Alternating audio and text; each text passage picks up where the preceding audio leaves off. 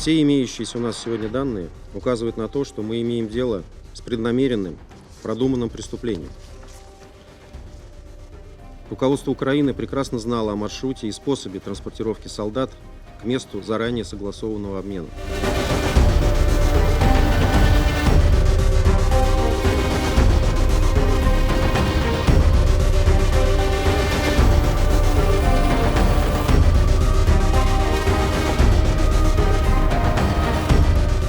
At the same time, if the information that there were Ukrainian prisoners of war on board is confirmed, we will have another confirmation of gross violation of international humanitarian law by Russia, and the first case of Russia using a human shield in the air to cover the transportation of missiles for their further use against peaceful Ukrainian cities.